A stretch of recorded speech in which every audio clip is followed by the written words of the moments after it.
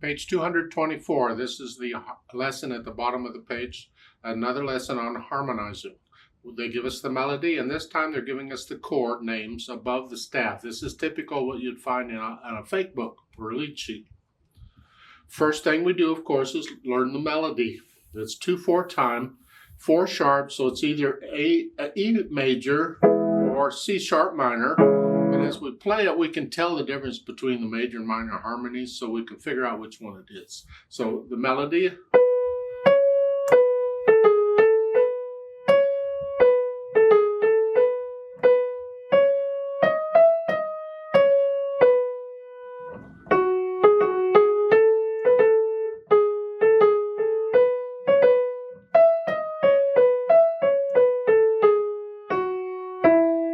Figure it's an E major. And fingering and all, you have to work out a fingering that works for you. That's all right.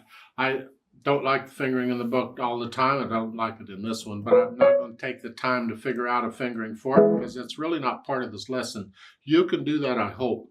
This lesson is on the harmony. Next is the chords. So in the chords, we're in the key of E major. So it's E chord, and then an A chord with an E on the bottom. Well, the A chord is there, and I put the E on the bottom. It's a 4 chord. Okay. And that's all we get for the first line is these 2 chords. Measure 6. Now we have an F sharp 7. Well, the F chord is that, F sharp chord, excuse me, and the 7 is that. So there. Hopefully you understand these chords by now. Otherwise, you might want to go back and review all this book again and have a ball, huh? I'd have a beer. You can have a ball. I don't know. Major 6 then is the F sharp with this here. F sharp, or 7, yeah. And then we have a B7 with an F sharp on the bottom. Well, the B7 chord is this.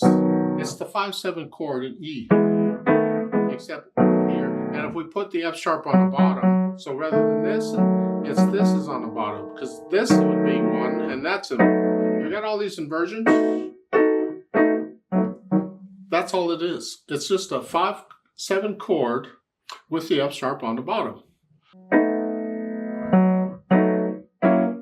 Just going back and forth between these two, and the F sharp staying on the bottom. And then another B7, but this time it's the D sharp is on the bottom. So it's the same chord as major 8. Major 8 is a B7. Major 9 is a B7, but now I want that on the bottom. I'm just going down 1. Here. So that's all. Our close position, our regular inversion we use for a 5/7 chord. Although you can include the F sharp if you want to. I don't care.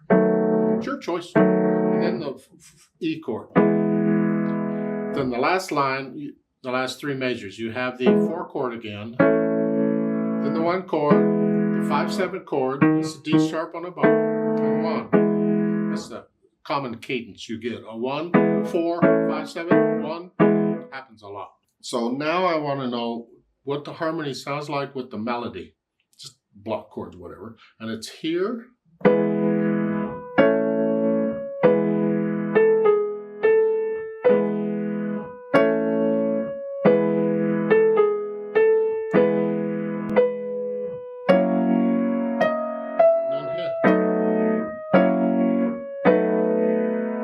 D sharp is on the bottom now.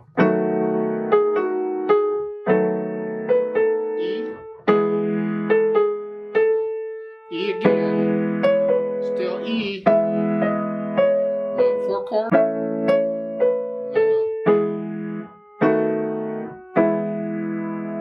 I guess it sounds okay. They're giving suggestions of just block chords. That's what I just did. If I do it on as quarter notes here.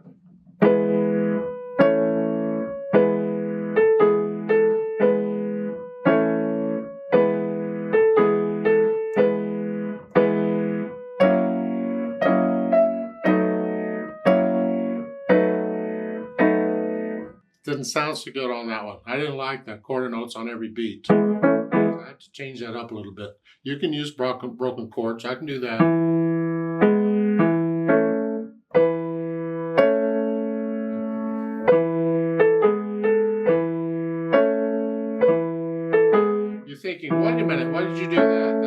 4 chord? No, the E is in both chords.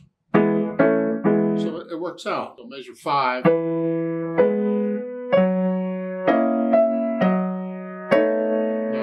Now measure 7, you don't have time to do that. I can do that because the F sharp's in both chords.